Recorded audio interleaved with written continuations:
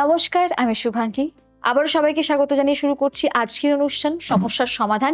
এবং আজকের পর্বে আমরা কথা বলবো এমন একটা বিষয় নিয়ে যেটা হাজার বছর ধরে মানুষের জীবনের সাথে জড়িয়ে আছে। একদমই তাই। কবচ আর তাবিজ। প্রায় প্রতিটি ঘরে, প্রায় প্রতিটি মানুষের কাছে কোনো না কোনো কবচ বা তাবিজ কিন্তু আছে। কিন্তু এটা আসল কি? এটা কিভাবে কাজ করে? আজ সব জানবো। এবং আমার সঙ্গে যিনি আছেন তিনি আমাদের সমস্ত কিছু জানাবেন। নমস্কার, আমি জয়দেব শাস্ত্রী। জয় শ্রী ঠাকুর রামকৃষ্ণ, জয় শ্রী ঠাকুর রামকৃষ্ণ, জয় শ্রী ঠাকুর রামকৃষ্ণ। সমস্যার সমাধান অনুষ্ঠানে আপনাদের সবাইকে স্বাগত জানাই। আর আজকে আমরা শুরু করতে চলেছি কবচ তাবিজ নিয়ে কিছু অজানা কথা, যেটা আমাকে কোশ্চেন করলো। আচ্ছা শাস্ত্রীজি, এই কবচ কিভাবে কাজ করে বলে আপনার মনে হয়? এবং এটা কি শুধু বিশ্বাসের ব্যাপার নাকি এর পেছনে সত্যিকারের শক্তি আছে বলে আপনার মনে হয়? নিশ্চয়ই বলবো। এই প্রশ্নটা সবচেয়ে বেশি জিজ্ঞেস করা হয়, অনেকেই জিজ্ঞেস করে, এবং উত্তরটা হবে দুটোই সত্যি। প্রথমে বিজ্ঞানের দিক থেকে বলি, প্রতিটি বস্তুর নিজস্ব কম্পন আছে। পাথর, ধাতু, গাছপালা সবকিছু কম্পন করে। এটাকে বিজ্ঞান বলে মলিকিউলার ভাইব্রেশন। Molecular vibration. যখন একটি বিশেষ বস্তুতে বিশেষ মন্ত্র পড়া হয়, সেই মন্ত্রের কম্পন সেই বস্তুতে সঞ্চিত হয়, ঠিক যেমন একটি ব্যাটারি চার্জ হয়। এরপর সেই বস্তু ব্যক্তির সাথে থাকলে সেই সঞ্চিত শক্তি ধীরে ধীরে ব্যক্তির শক্তি ক্ষেত্রে প্রভাব ফেলে। এটাকে বিজ্ঞানের ভাষায় বলা হয় কি? পিজো ইলেকট্রিক ইফেক্ট। নির্দিষ্ট পাথর বা ধাতু চাপ পেলে বিদ্যুৎ তৈরি করে। এই বিদ্যুৎ শরীরের শক্তি প্রবাহকে প্রভাবিত করে। এখন বিশ্বাসের দিক থেকে বলি, বিশ্বাস নিজেই একটি শক্তি। মনোবিজ্ঞানে প্লেসিভো ইফেক্ট প্রমাণ করেছে শুধু বিশ্বাস থেকেও শারীরিক পরিবর্তন আসে। এই কবচ দুটো স্তরে কাজ করে। একটি বস্তুর নিজস্ব শক্তি, দুটি পরিধানকারীর বিশ্বাস, দুটো মিলে ফল আসে। একটা ছোট্ট কথা বলি, বিশ্বাস ছাড়া কবচ খালি ধাতু। বিশ্বাস ছাড়া কবচ খালি ধাতু, কবচ ছাড়া বিশ্বাস দুর্বল হয়। দুটো মিললে অসাধারণ শক্তি তৈরি হয়। বুঝলে? শাস্ত্রীজি, কবচ তৈরিতে কি উপকরণ লাগে বলে আপনার মনে হয়? এবং কোন ধাতু, কোন পাথর, কোন বস্তু ব্যবহার হয় বলে আপনার মনে হয়? Yes, good question. কবচ তৈরির উপকরণ বিষয়টা অত্যন্ত বিস্তারিত। প্রতিটি উপকরণের নিজস্ব শক্তি আছে। প্রধান ধাতুগুলির কথাই বলি। প্রধান মানে বহু ধাতু লাগে। সোনা সূর্যের ধাতু। সোনায় তৈরি কবচ সূর্যের শক্তি ধারণ করে।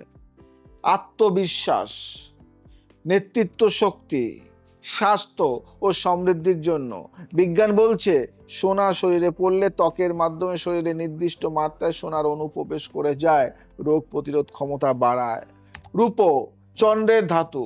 রূপোর কবচ মানসিক শান্তি, আবেগের ভারসাম্য, সম্পর্কের উন্নতির জন্য। রূপোর অ্যান্টিব্যাকটেরিয়াল গুণ আছে, এটা বিজ্ঞানসম্মত। তামা মঙ্গলের ধাতু। শক্তি, সাহস ও শত্রু নাশের জন্য। তামা শরীরের বিদ্যুৎ পরিবহনের সাহায্য করে। পঞ্চধাতু সোনা, রূপা, তামা, লোহা ও দস্তা। সোনা, রূপা, তামা, লোহা ও দস্তা, এই 5 ধাতু মিলিয়ে এটা সর্বাঙ্গীন সুরক্ষার জন্য সবচেয়ে ভালো। লোহা কি? শনির ধাতু।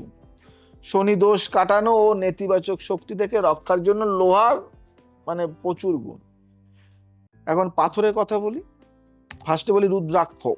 শিবের চোখের জল, সবচেয়ে শক্তিশালী আধ্যাত্মিক উপকরণ।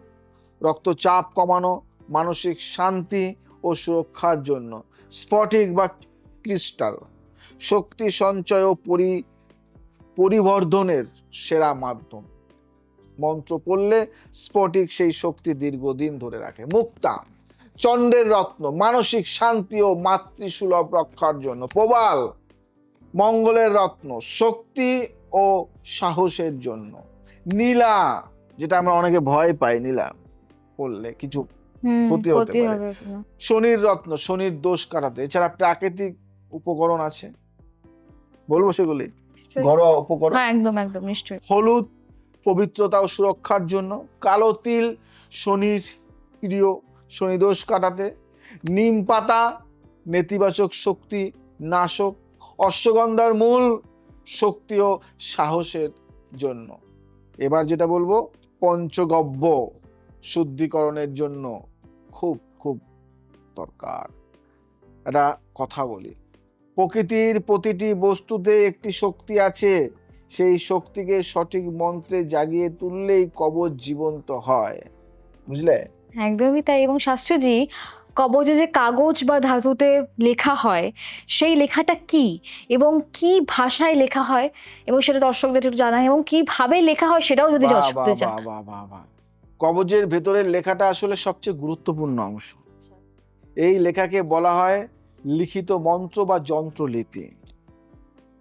কবচে কি কি লেখা হয় এটা জানতে হবে। প্রথম, দেবতার বীজ মন্ত্র, যে দেবতার কবচ তার বীজ মন্ত্র লেখা হয়। যেমন কালীর কবচে ক্রিং, লক্ষ্মীর কবচে শ্রিং।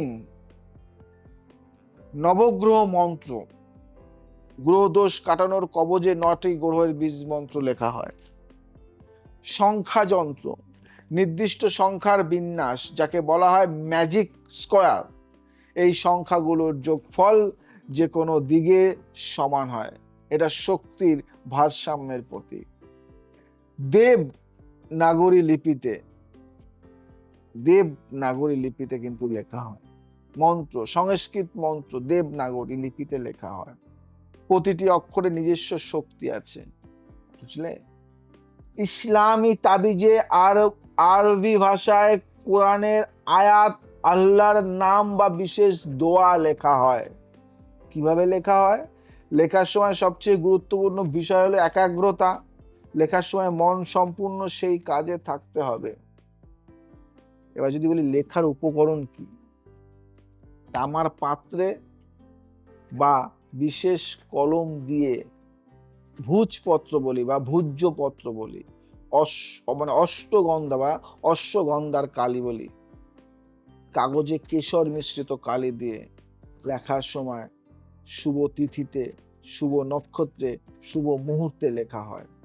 কবচের লেখা শুধু অক্ষর নয়, প্রতিটি অক্ষর একটি শক্তি। সেই শক্তিকে সম্মান করে লিখলে কবচ জীবন্ত হয়, জীবন্ত হয়। জীবন্ত কবচ, জীবন্ত কবচ পড়লেই সঙ্গে সঙ্গে কাজ। সময়ের সাথে সাথে আমাদের চলতে হয়। আজ আর সময় নেই, আজ আসি। যাদের কবচ দরকার তারা কন্ট্যাক্ট করো, যারা শিখতে চাইছো কন্ট্যাক্ট করো। ভালো থাকো, সুখে থাকো, সবাইকে ভালো রাখো। আজকে আসি, আবার আসবো নতুন কিছু নিয়ে। জয় শ্রী ঠাকুর রামকৃষ্ণ।